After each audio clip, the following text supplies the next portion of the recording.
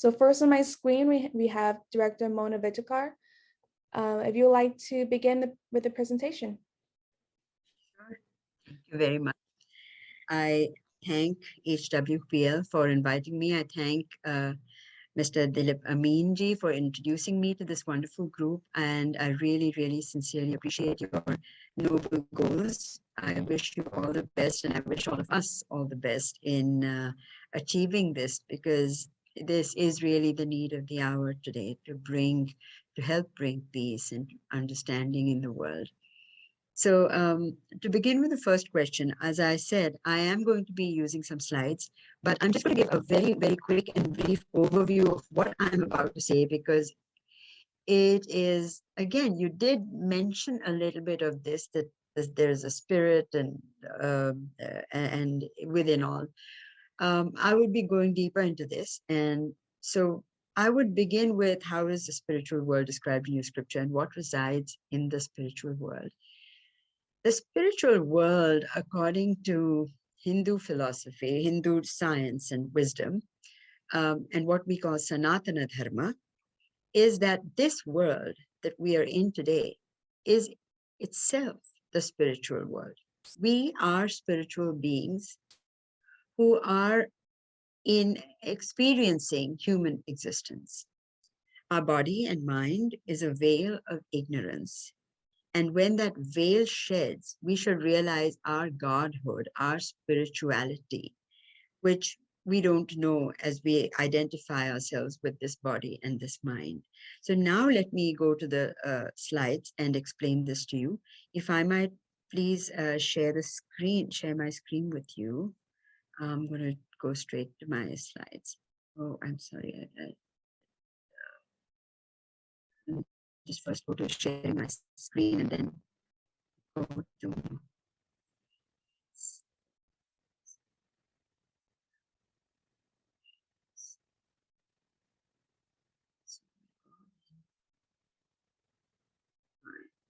so to begin with, in my simple understanding, the spiritual world is pure consciousness. It is infinite and it is eternal being. I'm not saying "and" because "and" makes it an object. So the spiritual being is all there is. There are no many worlds. There's no separate spiritual world and a physical world. The spiritual world is all there is. Oops, I'm so sorry. It's gone further. Touched it by mistake. Hindus call it Brahman, Atma, truth, illumination, bliss. Once again, these are not attributes. This is what it is. Since it is spiritual, without physical presence, it is neither light nor dark. We assume it is dark. Oh, why am I'm so sorry. Oh, I think but it's automatic. Oh my God. Timer. Sorry, I'm so sorry, but I've not set it on anything. So I'm just going to go try to do it differently. I'm going to just do it slide by slide so that it doesn't go on this presentation mode. And so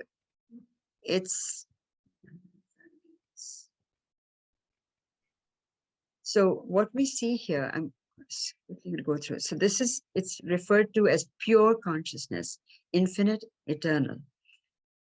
It is unchanging, it's formless, and without any attributes. The Hindus call it Brahman, Atma, truth, illumination, bliss. Since it is spiritual without any physical presence, it is neither light nor dark. We assume that it is dark like space, but space too is matter. It transcends space. Infinite does not mean big. In our minds, we think of infinite again as space and vastness. Infinite itself means that it has no definite form. It is not defined. And awareness, it is awareness, and that awareness has no substance. So it is pure awareness which cannot be described. We also represent this spiritual being as a blue superhuman, and we even call it the Dark One. And its potential to manifest as a physical material world is called Vishnu, or all-pervading. So this spiritual world, spiritual being, really is unchanging. It does not change its form. It is absolutely there, but what it does is manifest as this physical world, as an illusion of the mind. And a very interesting thing that the speaker said last time, I'm sorry, I forget his name, but this was the Christian speaker who said that this is just God being, for we don't know why, but it is just to play out the an existence. And this is pretty much what is understood in Hindu wisdom, that we don't know why this, we call it ignorance, why this whole existence takes place, why the physical world comes into being. But basically it is a projection of the mind. It is what we refer to as ignorance. Now, when this spiritual being manifests, it manifests as energy. And that is what governs the entire physical existence. As the potential form of energy, it is called Vishnu, the all-pervading. So, as I said, we don't have a concept of a separate creator and a creation. The creator itself becomes the creation. And therefore, it expands, this energy expands into this, and this living, breathing, sentient energy. It's not inert. This energy is what is alive. And this is the basis of this entire cosmos that we think of as physical beings. So as long as we identify ourselves as physical beings, we think of creation, we think of ourselves as created beings, we think of the world, and all of this has to do with the mind. Now, the mind itself is an illusion. The mind itself is what has created this web of a world. And therefore, for the ignorant, the concept of the Big Bang is as being the source of light and this entire world, and that we believe our physical body and mind to be real, is an idea that is only associated with us as long as we identify with this physical existence. But for a spiritual being, for someone who is wise, this Big Bang is not a physical phenomenon. It is a play of the mind's illusion. What then is explained is that for the physical being, that spiritual being is, in a sense, trapped within 5 sheets, 5 coats. Excuse me. And the 5 coats have basically created your body and the mind. So what in effect happens is that the spirit, the Atma, is trapped within this body and mind of ignorance. And the 5 coats represent your physical body, your mental body, your intellectual body, so there are 5, and the blissful body. Now, the blissful body is also still a physical body, and in it. So what would eventually happen is, as long as you're trapped in this cycle, the atomic cycle, which is to do with energy, as long as you're trapped in this cycle, You will continue to be body and mind. The body will drop, the mind remains. The mind, being subtle matter, will once again seek a body for it to experience life. So therefore, it will become gross and subtle matter to become a body. Once again, you'll go through life, and that cycle will continue until such time that you have exhausted all of your desires, because it is the thought. Just as we say, when we eat, you are what you eat. You are what you think.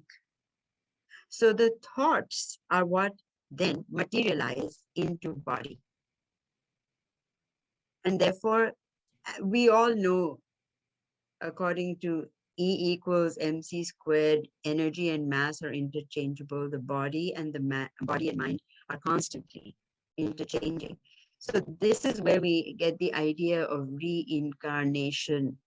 So why are we spiritual beings? We are beings who are who have trapped the spirit within us. This is a very, very simplified explanation that I am giving, but necessary. So the Big Bang is also represented as Brahma, meaning vast. Brahm means vast, and the lotus represents the expanding cosmos. Now, for a spiritual being, it is not the physical cosmos. It is the lotus represents your illumination, your realization that you are no longer the body. You are everything that is. All that is the spirit. So that is your absolute potential. Now, Brahma is shown emerging out of Vishnu's navel, which really means that the potential form of energy transforms into the kinetic form of energy and expands. And that is all that energy does: expands, dissolves, expands, dissolves. This is why when one of our talks that we had about the end of the world, there is no end of the world, because the world just keeps appearing and disappearing for one who is still involved in the physical world. I will just go on to the next slide. For the wise, the Big Bang is literally, actually, the source of ignorance. So we physical beings think of the Big Bang as light, the appearance of light and matter. But in fact, for the wise, the Big Bang represents the beginning of ignorance, and therefore they seek to return to the light. And existence is therefore called Jeev Atma. Jeev is a being. So Atma, that soul, is not separate. And I had also at one time shown a whole room full of balloons. That spirit is the same. The Atma, the infinite Atma is the same. But we as physical beings believe that we are separate from the infinite spirit, the infinite Atma. And we assume that we are the individual spirit. When in fact, all that happens is when the body and mind has shed, when there is realization and awareness, absolute pure consciousness, then one has merged back with the infinite spirit. And one is no longer the individual embodied spirit. So, as I mentioned, the law of energy and mass being interchangeable really is what is the basis of this Hindu wisdom, the eternal law. And therefore the real name is not Hinduism. It is called Sanatana Dharma. Sanatana means eternal. Law is the law of the being. It's not even just the law of energy. Now, as seekers of truth, we understand that yes, energy cannot be created and cannot be destroyed. That is the law. But beneath that, there is another law which is unchanging. That is the substance of all that exists, that pervades everything that exists. And that all pervasive, the soul, which exists in all beings, not just Hindus. So the Hindu wisdom is not based on one person's teachings. It is based on understanding the eternal law, that we are all made of the same, not just the same substance, but we are the same being. We are the same being, assuming ourselves to be separate beings. I think I'll just keep it at that, because this is pretty much all that I have to say as far as the first question goes. Let me, Yes, I'll just thank stop you. sharing my screen. Oh, yeah. Yeah, so thank you so much, Director Vijayker. That is so much content. Let's get a round of applause. Yes. So the second question we'll be covering is, how is the spiritual world formed then? And for what purpose was it formed? So first one to speak on this would be Director Mona. Director Mona, whenever you're ready. So we've covered a lot of it in our discussion in any case, but I would just say that to keep it very simple, the spiritual world is, when I mentioned, is made up of illumination, bliss. Basically, it is love. All it is love. And so those who have realized their true self not only know love, but they become love. You know, it's like they are just walking, talking love once they have understood. And that is when they have to live out the rest of their lives. But those are the realized, pure, conscious people. Now, the only way the spiritual world can be defined, as I said, is that we cannot there's no way to describe it. The only way we can say describe it is by negating. So I'm going to quickly run through this and not take your time. It says, and this was said by Adi Shankaracharya, who was one of the greatest exponents of the scriptures in 788 to 820 CE. It says, and the name of this poem that I'm going to quickly read out is Nirvana Shatakam. Nirvana means without a carrier, without a body. I am not the mind, the intellect, the ego, or the memory. I'm not the ears, the skin, the nose, or the eyes. I'm not the space, nor earth, nor fire, water, or wind. I am the form of consciousness and bliss, and I am the eternal Shiva.